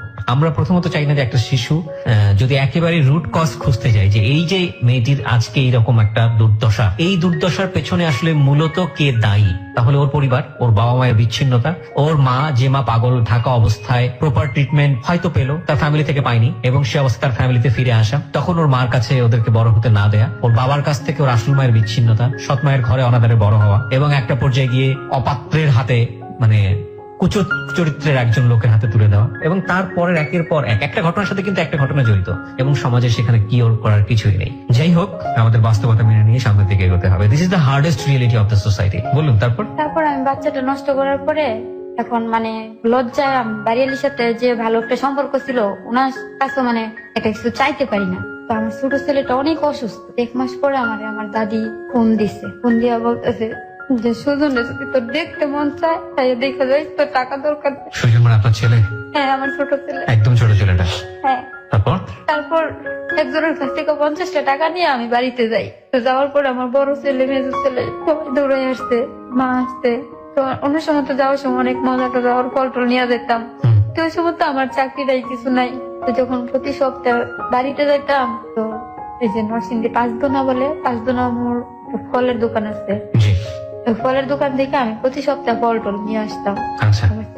তো ওই ফলের দোকানওয়ালা মানে ইচ্ছামি কিটামি করতো, দুষ্টামি করতো। তো হঠাৎ করে যে ভাবলাম যে হয়তো ওনার সাথে পরিচয় হয়েছে, সম্পর্কটা একটু ভালো, যেহেতু ভালো কথা বলি, দেখি। পরে আমি বলি যে ভাই আমার একটু উপকার করতে পারবেন? পরে বলে যে ভাই আমি তো কিছুদিন অসুস্থ ছিলাম, আমার চাকরিটা চলে গেছে, আমার ছেলেটা অনেক অসুস্থ, আপনি যদি আমার 500 টাকা ধার দেন, ছেলেটা নিয়ে হাসপাতাল যেত। পরে উনি বলে উঠছে কি যে 500 টাকা কেন, তোমার 1000 টাকাই দিব, আয়ো বেড়াই গা। আমি আপনার কাছে 500 টাকা চাইলাম, ধার দিতেন, আমার ছেলেটা অসুস্থ, আর আপনি মজা আলবাম যে বেড়াইতে যাবো আপনার সাথে। না, আমার বাবির বাড়ি যাবো, আবার আইসা করুন। আমরা বাবির বাড়ি যাইবেন, আমার নিয়ে আমরা বাবির জিগাইতো না আমি আপনার কি লাগি। তখন যখন কারো কাছেই পাই না, পরে উনি কথা বলছে। পরে তারপর আমি আমার ছেলেরে নিয়ে গেলাম ওনার সাথে। যাওয়ার পরে ওনার নাকি ভাবি, তো ভাবির বাসায় যাই দেখি আমার মতো আরো 2-4টা মেয়ে। তো দেখলাম উনি ভাবিরে টাকা দিল। ভাবিরে টাকা দিল, এখন ভাবি আমার ছেলেটা কোলে নিয়ে চলে যেতেছে। আমি একা, ভাবি কানবো তো, এনে কইলাম থাক না আমার কোলে। না, আমি যারা নিয়ে দিকে যাই তোমার। তারপরে মানে তখন আমি বুঝতে পারছি যে এটা একটা কোনো ধরনেরই। তো যখন আমার ছেলেটা অসুস্থ, ভাবি বলি যে আল্লাহ আমার তো যাওয়ার তো হয়েছেই। তখন উনি আমার 1000 টাকা তারপর ওনারে আমি বলছি যে আচ্ছা ঠিক আছে, আজকে আমি যখন বিপদে পড়ছি কারোর কাছে পাই নাই, আপনি আমার সুযোগের সদ্ব্যবহারটা করবেন, আমার টাকাটা আগে আমার হাতে দেন, তারপর আপনার যা ইচ্ছা আপনি করেন। পরে উনি বলতেছে কে তোমার টাকা দিতাম না, এসে না আগে আপনি আমার বললে আনছেন 1000 টাকা দিবেন, আমার হাতে 1000 টাকা দেন, তারপর আপনি মন চাবেন নিয়ে মাইরা। তারপর উনি আমার 1000 টাকা দিল। ওইখান থেকে শুরু হয় ভাই আমার জীবন। এখান থেকে শুরু হয় তার নষ্ট জীবন। তো ভাই ওটা যে একটা স্পট আমি জানতাম না, তো হঠাৎ স্পটের মধ্যে আপনাকে ওই ফলোয়ার পার্টিকুলার কোন একটা জায়গাতে নিয়ে গেছে? হ্যাঁ একটা মহিলা ফ্ল্যাট বাসায় থাকে, ওইখানে খারাপ কাজ করে মেয়েদের নিয়ে ওকে, ওই বাসায় নিয়ে গেছে। তো ওনার সাথে যাওয়ার পরে ওই দিন ওই বাসায় পুলিশ হামলা করে। হামলা করার পরে এমন আমি তো হাজার করে বলতেছি যে আমি কিছু জানি না, বুঝি না, যে ভাই আমি কিছু জানি না। তারপর অবশেষে আমি সত্যি কথা বলছি। ওখানে একটা এসআই ছিল, উনি আমার বাড়িতে ফোন দিয়েছে। আমার বাড়িতে ফোন দিছে, এমনিতে বলে নাই যে একটা স্পট থেকে আমাদের ধরছে। বাড়িতে ফোন দিছে, ফোন দিয়া পরে জিজ্ঞেস করতেছে, সে পরে বলছে যে বিপদে পড়ছে, উনি থানায় আছে। পরে একটা পর্যায়ে বলতে হয়েছে যে ওরকম জায়গা থেকে। তখন তো ভাইয়া ওইখান থেকে আসার পরে আমার বাড়িতে জায়গা দেন, আমারও বাড়িতে জায়গা দেন। আমি খারাপ হয়ে গেছি। ফলোয়ারটা কোথায় গেল ওই সময়টাতে? ওরে তো এটা নিতে গা আমার বাচ্চার কান্না দেখা পরে আমাদের পয়সা যাচ্ছে, ঠিক আছে তা রোজি আপনি একটু নিজেকে কন্ট্রোল করুন, কারণ আমরা জানি যে আপনার জীবনের গল্প এখনো অনেক কিছুই বলার বাকি আছে। বলুন আপনি যা ঘটে গেছে। আজকে আপনি তো এক ধরনের চপেটাঘাত করতে এসছেন এই সমাজকে, যারা আসলে আপনাদের মতো রোজিদেরকে প্রপারলি বড় হওয়ার সুযোগ দিতে পারেনি, এইসব মানুষদেরকে, যাদের কারণে আজকে আপনাদের এই 25 বছরের জীবন কলুষিত। বলুন আপনি বলুন, এরপর কি হলো? আপনাকে বাড়ি থেকে বের করে দিল, তারপর আমার বাড়ি থেকে বের করে দিচ্ছে। বাড়ি থেকে বের করে দেওয়ার পরে আমিও মাঠের খাইয়া বাড়ি থেকে বের হয়ে আসছি। এখন তো আর আমার যাওয়ার মতো জায়গা নাই, চাকরি নাই, এখন পরিচিত কেউ নাই যে আমি কারো কাছে যাবো। চাও ভাবি যে কোনো আত্মীয় স্বজনের কাছে যাবো। তারপর যখন আমার মনে হয় যে আমার বাড়িতে এতটুকু করছে, হয়তো আমার আত্মীয় স্বজনরাও বলছে যদি এর সাথে তো বেশি অপমান করে, কোনো আত্মীয় স্বজনের কাছে যাই নাই। তারপরে ঘটে উঠতে আমি সারাদিন ওইদিকে আমার কাছে একটা টাকাও ছিল না, আমার কাছে কোনো টাকাই ছিল না। আমি সারাদিন রাস্তা দিয়ে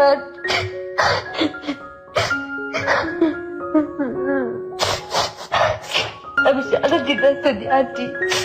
হঠাৎ আমার মার কথা ওই দিন অনেক বেশি মনে হয়। মনে হওয়ার পরে আমি তো আর আমার নানির বাড়ি চিনি না, কারণ আমার বুঝার বয়স হওয়ার পরে আমি আমার মায়েরও দেখি দেয় আর আমার নানির বাড়িও যাওয়াই নেই। শুধু এতটুকু শুনতাম যে বুড়াশাল শীতলক্ষা নদীর ওই পারে আমার নানির বাড়ি। ছোটবেলা আমার সাথে যাইতাম নৌকা পার হইয়া, শুধু ওইটুকু মনে আছে। তো হাঁটতে হাঁটতে আমি বুড়াশাল যাই, আবার পরে নৌকায় উঠি, নৌকা দিয়ে পার হলে 2 টাকা দিতে হয়, তো আমার কাছে একটা টাকাও নাই। তোকে বাজি যখন টাকা চাই, আমি ভাই আমার কাছে টাকা নাই, আমি আমার নানির বাড়ি যাবো। তোমার নানির বাড়ি কই আমি জানি না, আমি জানি না আমার নানির বাড়ি কোথায়।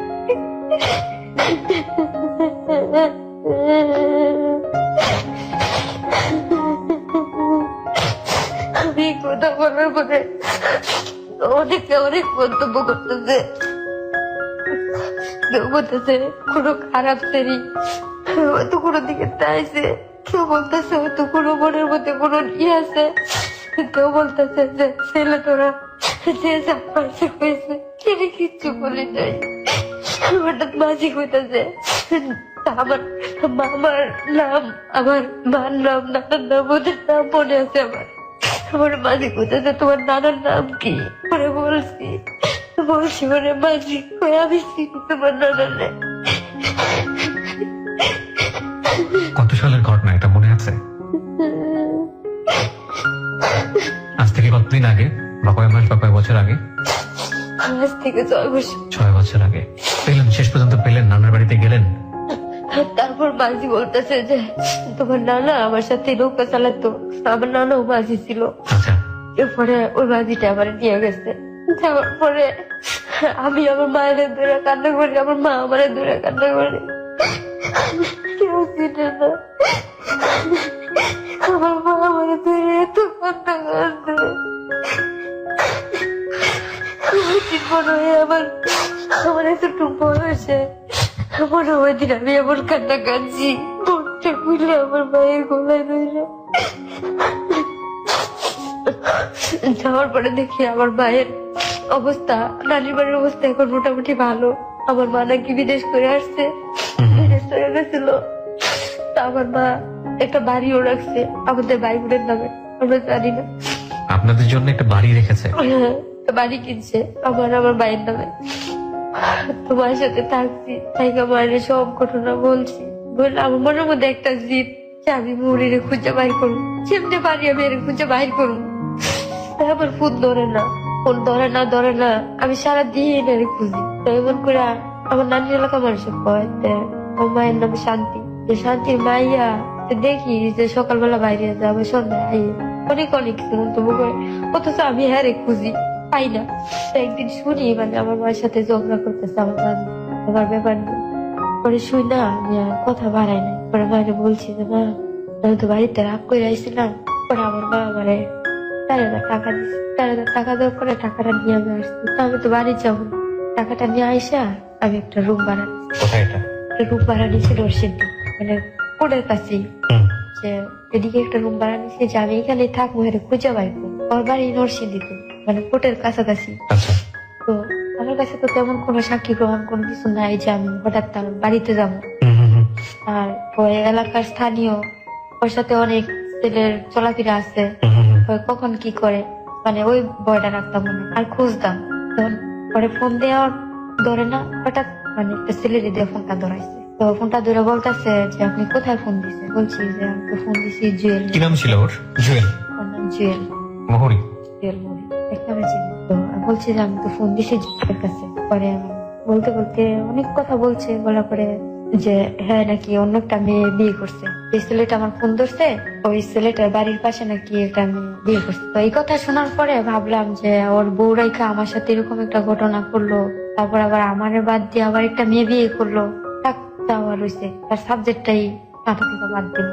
তারপর থেকে মানে তার পিছনে ছুটাটা বাদ দিলাম। দেওয়ার পর ওই যে ছেলেটা ফোন ধরছিল সে আমার নাম্বারটা রাইখা দিছে। তো তখন তো আমি সবকিছু হারাইয়া বনে বনে ঘুরতেছি। তো ওই ফোন দেয়, ওর সাথে প্রায় সারা রাত্র কথা বলতাম, সারা রাত্রই কথা বলতাম, ফোন দিতেও কথা বলতাম। তো এক পর্যায়ে কথা বলতে বলতে মানে সে আমার বলতেছে যে সে আমার সাথে প্রেম করবো। তো আমি তার সব খুলে বলছি, আমার ঘটনা সব খুলে বলছি। বইলা করে বলছি যে ঠিক আছে আপনি আমার অফার করছেন, আমি আপনার অফারটা মাইনা নিলাম, কিন্তু আগে বিয়ে করবেন তারপর প্রেম করবেন। যদি আপনি রাজি থাকেন তাহলে আমার না, তো ওই যে ফোন দিচ্ছেন আজকেই আপনার শেষ। তো বলতেছি এটা কেমন কথা, প্রেম করে আপনি বিয়ে করে? না, আমার বেলায় নিয়মটা উল্টা, আপনি আগে বিয়ে করবেন তারপর প্রেম করবেন। তো সে রাজি হলো, বিয়ে করবো। এখন তার নাকি বড় ভাই, তো ছেলেটারও বউ আছে, বাচ্চা আছে। আমি সব যাই নাই নিছি, যে আমার জীবনে তো অনেক কিছু বইটা গেছে। তো যাই না নিছি যে আমার ভাবে আমি থাকবো। তো একটা বাসা ভাড়া থাকতে গেলে মাথার উপরে একটা মানুষের যদি বলে যে মেয়েটার জামাই নাই, ওই মেয়েটার পিছনে অনেকে লাগে। আর যদি বলে যে জামাই আছে তো মেয়েটা মাথার উপরে একটা ছায়া আছে ভাবে। তো নাকি বড় ভাই ইটা খোলা থাকে, আমার সাথে 2 দিন কথা বলাইছে, ওর ভাই যা বলে তাই। তো আমার ডেট দিছে শুক্রবার দিন সে আমার বিয়ে করবো আমার ভাইয়ের বাড়িতে। তারপর ওইখানে আমার নিয়ে গেছে, নেওয়ার পরে মানে সে ওই দিন চাইছিল আমার সাথে ফিজিক্যাল রিলেশন করার জন্য, তো আমি দেই নাই। না দেওয়ার পরে ও রাগ করে চলে আসছে। চলে আসার পরে যে ভালো হয়েছে চলে গেছেন, সমস্যা কি, বিয়ে করতেছি, বিয়ে করতাম না। তো আমি বিকালে আসা পড়বো, দুপুরে গেছে। যাওয়ার পরে ওই দিন রাত্রে বিয়ে হয়েছে। বিয়ে হওয়ার পরে বাসা ভাড়া নিয়ে দিচ্ছে। এখন বাসা ভাড়া থাকি তার সাথে ভালোই, 1 বছর 1.5 বছর সংসার করছি। করার পরে আমার সব বিষয় দিত, মাঝে মধ্যে আমার সন্তানের খরচটাও দিত। একটা পর্যায়ে মানে আমি ওরে ডিভোর্স দিই। দেওয়ার পরে ওই যে তার সাথে আবার দেখা হয়েছে। তো দেখার পরে আমি তার মানে নি না, কথা বলি না। সে আমার খুচা টুচা অনেক কিছু বলে। বলার পরেও আমি বলি যে না, আমার আজ থেকে 5 বছর আগের ঘটনা আমার মনে আছে। পরে বলি, পরে মানুষ সবসময় একরকম থাকে না, মানে অনেক কিছু বলে। এত ভালো মানুষ। বুঝতে পেরেছি, সে বারবারই চেষ্টা করবে যেটা তার চরিত্রের মধ্যে ছিল। আপনি জাস্ট একটা এক্সাক্ট পয়েন্টে আসে, আপনি কি পরে তাকে বিয়ে করেন? ভাই বিয়ে করছি, বিয়ে করার পরেই তো হ্যাঁ আমার জীবনটা মানে কি করেছে? এখন যে আমার একটা নেশা করবা না ছেড়ে দিস। আমি একটা মানুষ। নেশাটা কি ধরনের নেশা? ইয়াবা। সেই ইয়াবা খাওয়াতো আপনাকে? হ্যাঁ ঠিক আছে। আর এখন আমি নিজের জীবনটা কি করছি। এখনো আপনি কি নেশা নিচ্ছেন, মানে নিতে বাধ্য হচ্ছেন? হ্যাঁ এখনো নেই। এই পয়সাগুলো আসে কোত্থেকে? আপনাকে কাজে খাটায়? এই পয়সাগুলো ভাইয়া আসে, কাজে খাটায় না। তাহলে মনে করেন ওই যে চলতাম আগে মানুষের সাথে, তাদের সাথে, এখন আমি তো আর এসব কিছু করি না, যাই না, ঠিক আছে। তো তাদের সাথে বাটপারি করি যে হ ভাই ভালো একটা মেয়ে আছে, আমি নিয়ে আসতেছি, এতটি টাকা দিতে বইছি, এরকম এবং এগুলো জুয়েলি আপনাকে শিখিয়েছে? কিছু সে শিখাইছে, কিছু পরিস্থিতি শিখাইছে। আজকে আপনি লাখ লাখ মানুষের সামনে এই কথাগুলো স্বীকার করলেন, কেন করলেন? স্বীকার করছে এই কারণে যে আমার মতো ভুল যেন কেউ বারবার না করে। আজকে যদি আমি যে প্রথম একদিন তার সাথে বেড়াতে গেছি ওইখানে যদি আমি শেষ করতাম, তাহলে আজকে আমার জীবনটা এত নষ্ট না। আজকে আমি আমার সন্তানের কাছে থাকতাম। এই যে আমার মাথায় রং, আমার ছোট ছেলের মুসলমানি করাইছে, বৃহস্পতিবার দিন তার অনুষ্ঠান গেছে, আমি আমার ছেলের অনুষ্ঠান গেছিলাম। আমার মেয়ে ছেলে দুষ্টামি করে আমার মাথায় রং দিছে। আমার সব দিক নষ্ট, আমার সেন্টের দিক নষ্ট। ভালো হতে ইচ্ছা করে না? ভালো জীবন নিশ্চয়ই ইচ্ছা করে। প্রশ্নটা বোকার মতো হয়ে গেল। ভালো হওয়ার কোনো রাস্তা খুঁজে পান নিজে থেকে? হ্যাঁ ভাইয়া, আমি কারণে আসছি যে আমি আজ থেকে আর কোনো নেশা করবো না।